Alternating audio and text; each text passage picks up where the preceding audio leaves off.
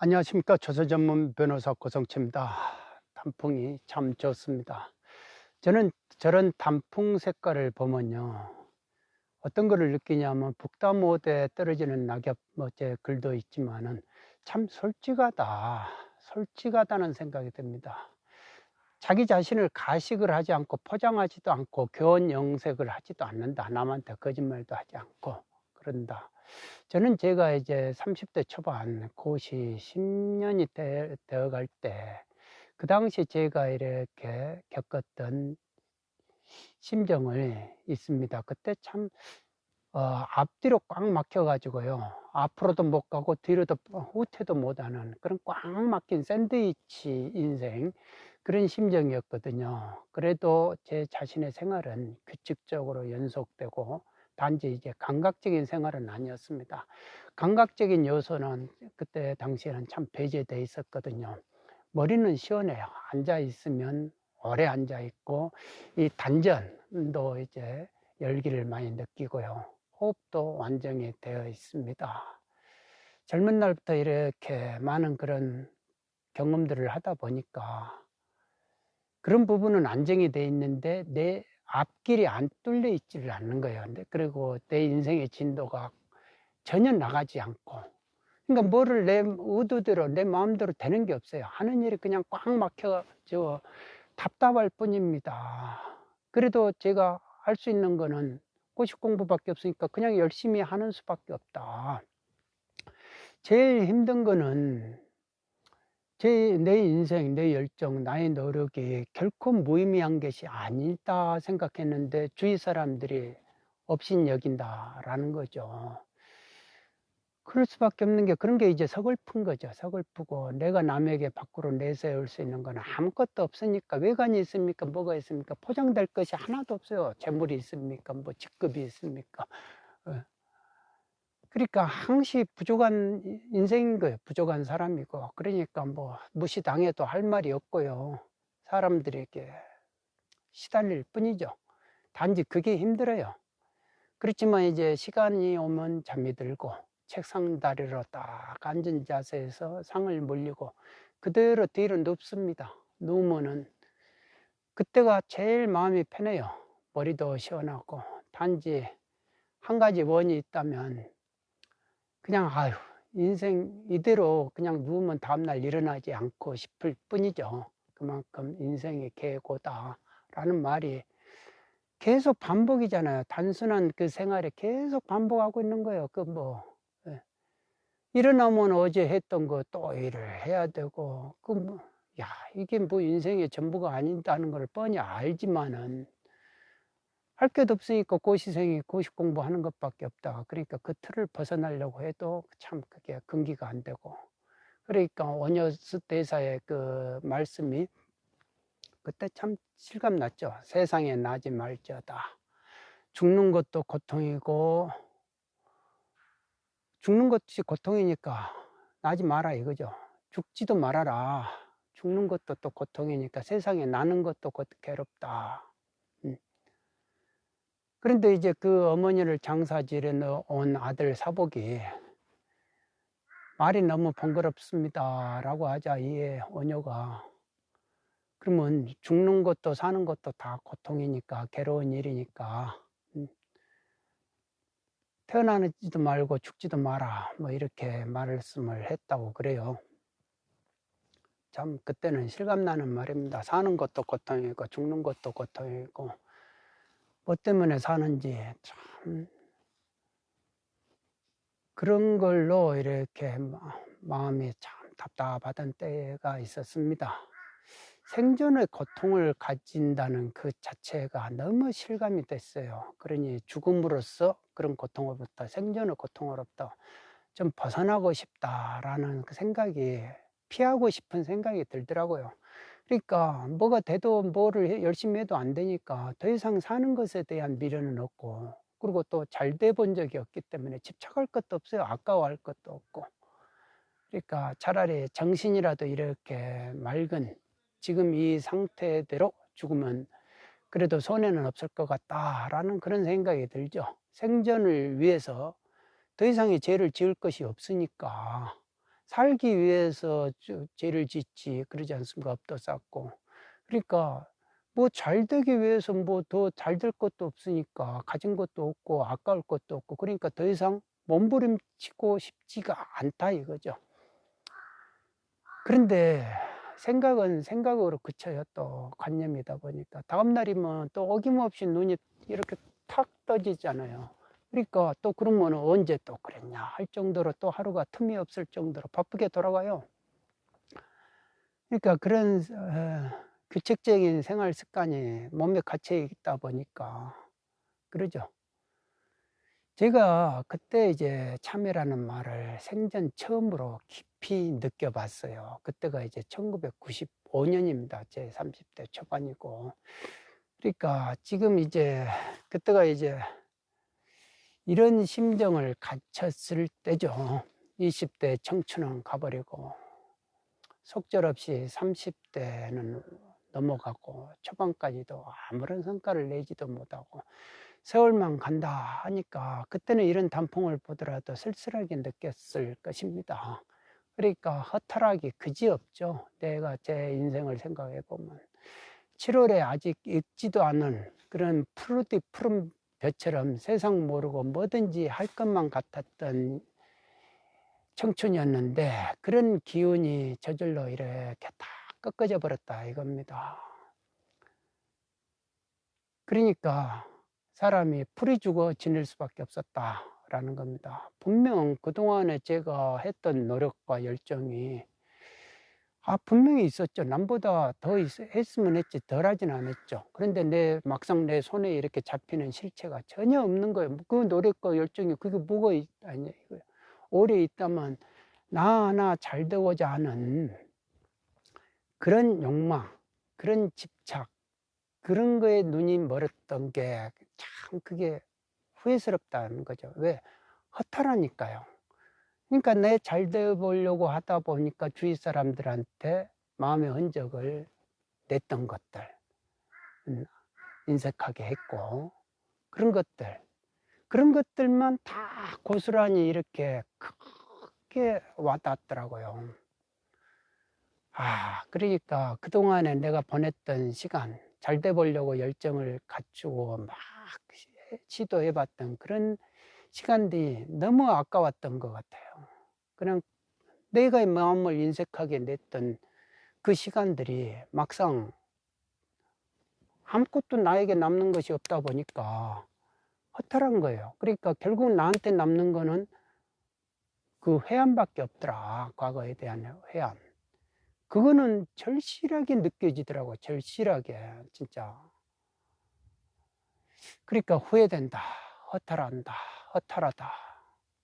이럴 줄 알았으면 그렇게까지 내가 할 필요가 없었는데 라는 그런 회한은 이렇게 크게 느껴지는 거예요.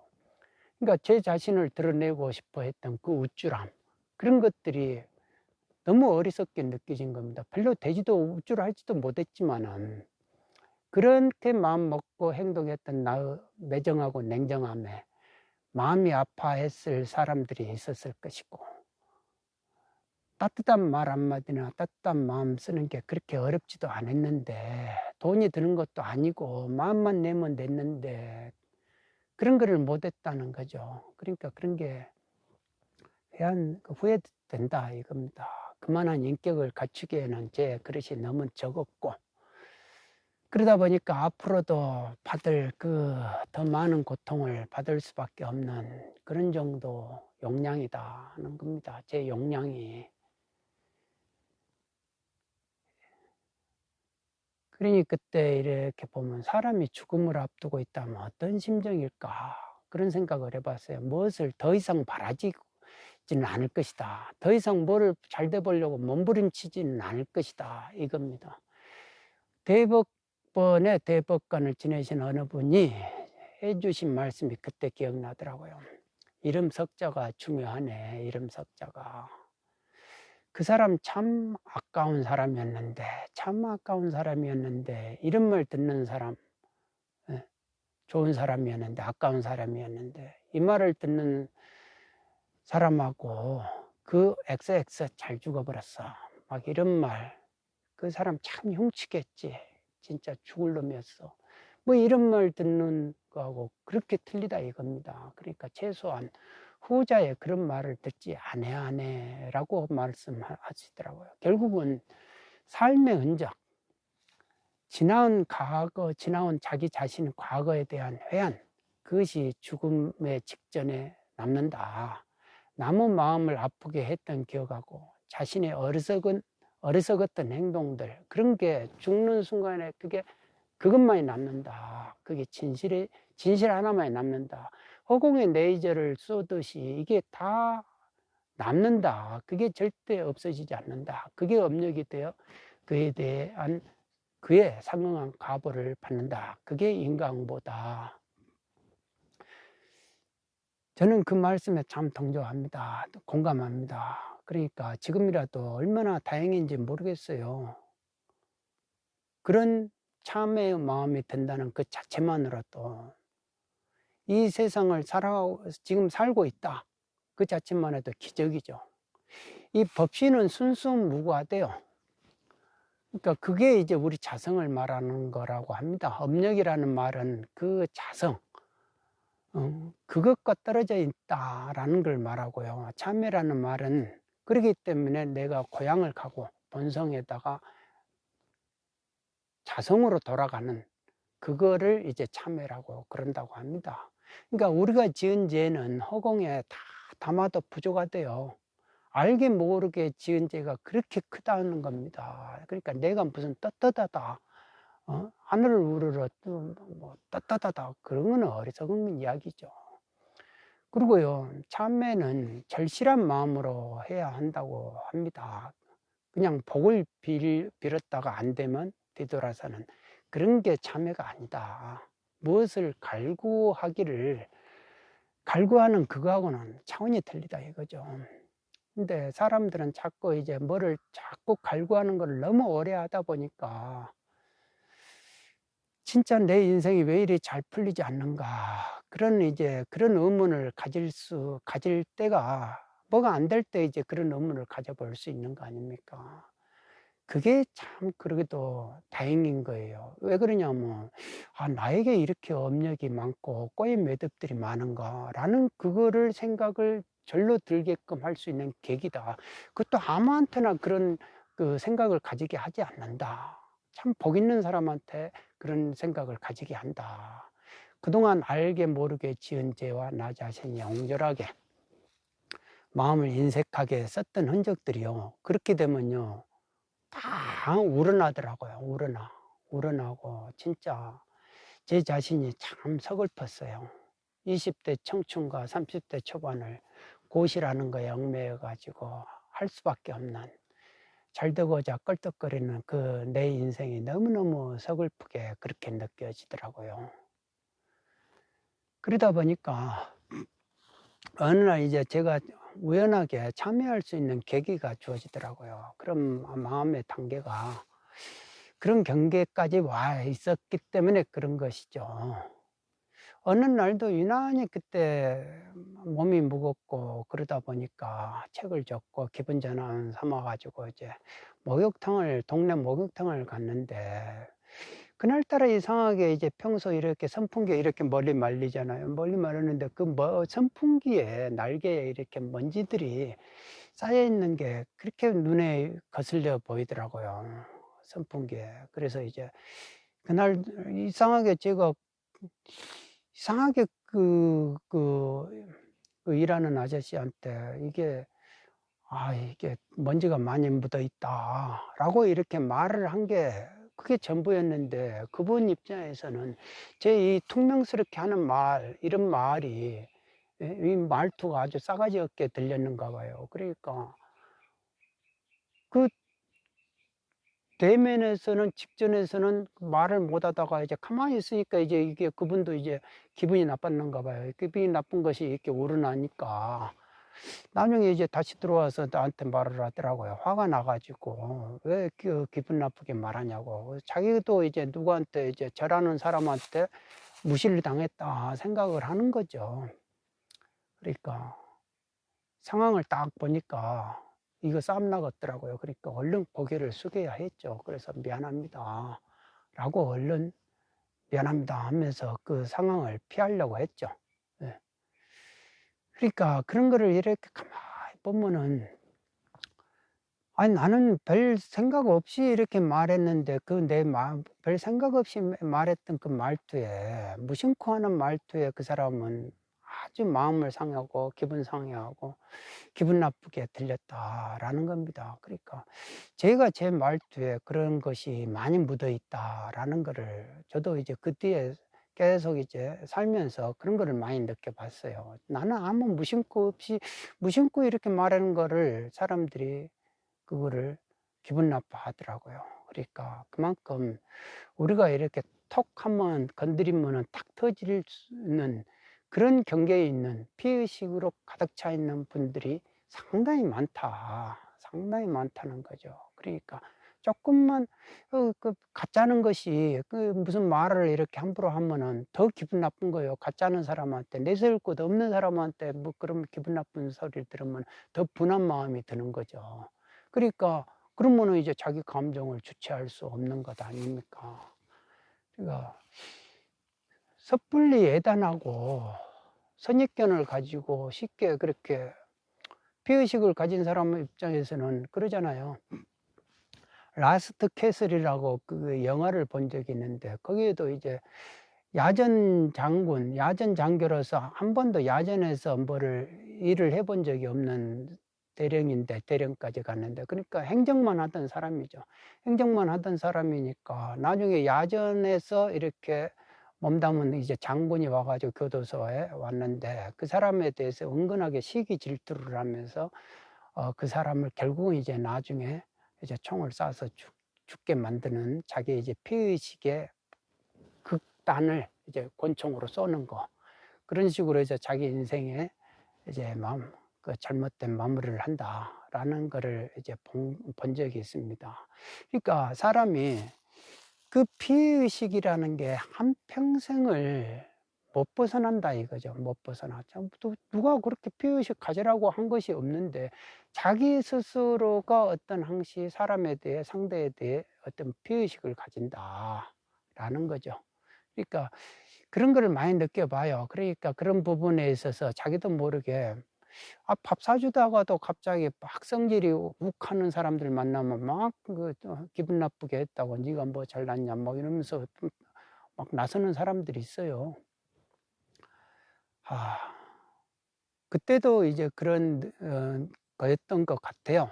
그래서 이제 기분 나쁘게, 참 언제까지 내가 이렇게 서럽게 사나 이렇게 하면서 이제 집으로 돌아와 가지고, 마침 이제 돌아왔는데 이제 그 소포가 와 있더라고요. 소포가 와 있는데 책이에요. 책인데 이제 남들은 나를 이렇게 항상 무시하는데, 그분은 그래도 이렇게 좋은 마음에 항상 위해 주려고 이렇게 책도 보내주고 좋은 책도 보내주고, 그분의 그날따라서 이상하게 그분의 그 따뜻한 관심, 따뜻한 마음씨, 그 고마운 마음이 유독 이렇게 크게 느껴지는 거예요. 상대적으로 이렇게.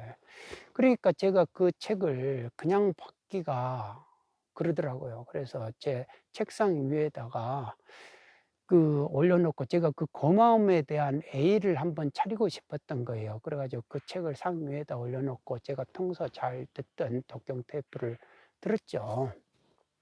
그리고 이제 그거를 읊조리면서 같이 이렇게 저 나름대로는 이제 의식을 치른 거죠. A를 차리려고. 그 고마움에 대한 제만의 이제 A였죠.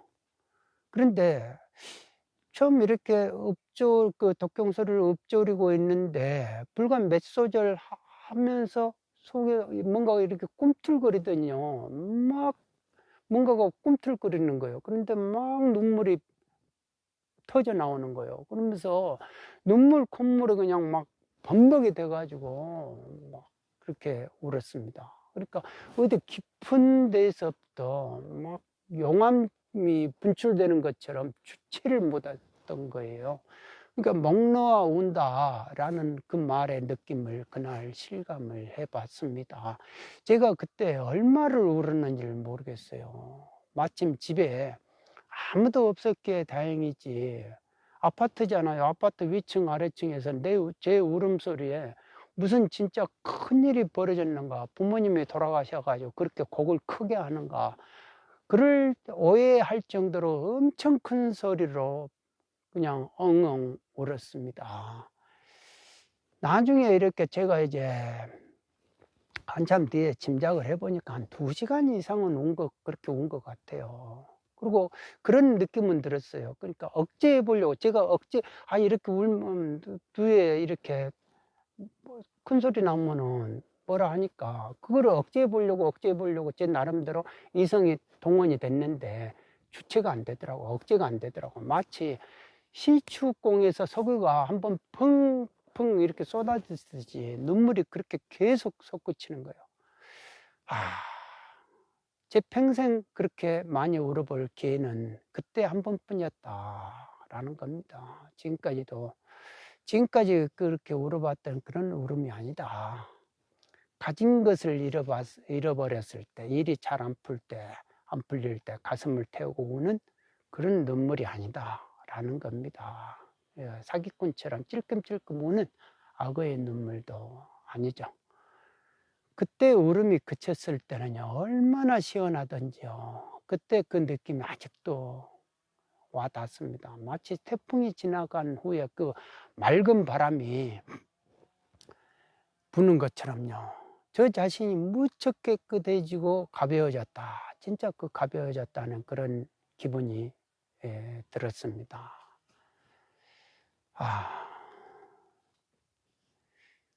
그래서 제가 그 단어를 느끼더라고요. 재무자성 종심기. 죄라는 것이 원래 실체가 없이 심양멸시 제형망, 마음 따라 일어난다고 그럽니다. 심양멸시 제형망. 그러니까 마음이 소멸되면 죄 또한 없어지고요. 죄망심을 양구공이라고 하거든요. 죄 짓는 그 마음도 다 없어진다. 시증명이 진참회, 그런 상태를 이름하여 진참회라고 한다라는 그 구절을 막 느끼게 했더라고요. 지금 생각해보면요, 너무 귀한 눈물이었습니다. 제 인생에서 이만한 큰 귀한 것이 없었다. 보이지 않는 세계가 분명히 더 크구나라는 것을 제 마음속으로 확연히 믿을 수 있는 그 경험이었다. 사람이 진실해진다는 느낌이 뭔지를 그때 충분히 알 수 있었다. 이거죠. 우리가 절실하게 이렇게 가슴 복박치도록 울면 언제든지 이런 법신들, 현자들은 이렇게 달려와가지고 우리 기도를 이루어진다. 그러니까 이렇게 지혜의 눈만 뜨면은 기도의 성취는 우리 곁에 와 있다 라고 하는 그 말도 이해가 되더라고요. 실제 저의 경우도 그랬어요. 그런 경험이 있고 나서 그 다음에 시험에서 1차와 2차 시험을 동시에 합격을 했거든요. 그러니까 사람이 진실해지면 뭔가가 성취가 되는 것 같아요. 그러니까 그렇게 죽으라고 쥐어짜가지고 억지로 쥐어짤 때는 되지도 않더니 때가 무르익었는지 참 저절로 되는 그런 느낌이 들었습니다. 이렇게 단풍 색깔이 저절로 붉어 나오듯이 저도 모르게 울음을 참지 못해가지고 혼자 방에 들어가 실컷 울고 난 바로 그때 그 시점을 마라톤으로 비유하면요, 42.195km 부분에서 아마도 마에 39km, 49km를 넘은 지점이 아니었는가 라는 생각이 들더라고요. 이제는 얼마 안 남았어요, 꼬린 지점이. 그런데 그동안 저는요, 어떤 고시를 사회적 신분의 상승, 제 잘되고자 하는 그런 합격한 사람의 모습으로 그렇게 우쭐해 보이는 식으로 그거를 고시를 그렇게 했다. 실상은 그렇게 하는 것이 아니었는데 외적인 조건을 성취하기 위해서 저는 고시라는 것을 그렇게 수단으로, 방편으로 삼았기 때문에 그 거울 속의 그림자에 제가 스스로 시달려 버린 거죠. 그러다가 이제 제 본래 면목을 드러내는 그 순간을 제가 한번 경험을 한 겁니다. 그러니까 제가 해왔던, 집착했던 그 그림자가 허망한 그림자에 내가 속았구나, 집착을 했구나 라는 것을 그때 그 눈물을 흘리면서 알 수 있었습니다. 그래서 이제 범소유상 계시의 허망이라는 말이 있어요. 온갖 겉 모양은 모두 허망하니까 모양이 아닌 줄 알면 바로 부처 열애를 보리라 라는 말이 있습니다. 그 말을 의미를 확 와닿더라고요. 그러니까 형상에 속지 말고 본바탕을 봐라. 그래야 부처도 보고 진리도 보고 삶도 넉넉해지고 여유가 생겨지고 즐거워지고 행복해진다라는 그 구절의 말이 실감이 났습니다. 벌써 세월이 흘러가지고요. 벌써 이제 20, 30년, 20년, 20년, 25년 훨씬 지났습니다. 그런 눈물이 귀한 것이라고 했는데 나이가 들어보니까 진짜 더 귀하디 귀한 거더라고요. 인생에서 그런 만한 경험을 또 한 번 해보기가 참 어렵다. 이 세상 살면서. 기약이 없다는 거죠. 이제 그런 경험, 그런 눈물을 또 한 번 흘려볼지 기약이 없다. 그러니까 그동안 살면서 알게 모르게 죄를 참 많이 지었습니다. 저도 세상살이 알면서. 그로부터 또 이렇게 업이 계속 지어지는 거예요. 그러니까 팽팽하게 감아놨던 그 에너지가 이제 다 느슨해져 버린 거예요. 그러니까 이제 그 에너지도 이제 다 소진되고 진실한 생명체, 참다운 인간성을 이제 등한시한 채 세상에 적응하면서 저도 산 거죠. 그걸 참으로 생각하고 또 제 나름대로 이제 생각을. 그러니까 생명의 불꽃이 점점 약해지는 느낌을 받습니다. 생명의 에너지는요, 순수할 때 아주 강해지는 것 같거든요. 그런데 이제 제가 그거를 점점 불꽃을 약하게 하고 살고 있다라는 것을 느낍니다. 그렇지만 이렇게라도 느낀다는 그 자체에 대해서 만족을 하면서 살고 있다는 이 자체가 기적이다 라는 것을 느낍니다. 최근에 노벨 문학상 탄 분의 시가 이렇게 살아있다는 것 자체가 기적이다. 그러니 더 이상 뭐를 원할 것인가 라는 것, 그 말에도 참 공감을 합니다. 살아있는 것이 기적이다 라는 겁니다. 더 이상 더 바랄 것이 또 뭐가 있겠습니까? 여러분 모두 건강하시고요. 항시 감지덕지 하다 보면은 더 이상 잘 되고 못 되고 이런 구별, 시비 분별이 더 이상 거기에서 내가 시달리지는 않을 것이다 라는 그런 생각을 해봅니다.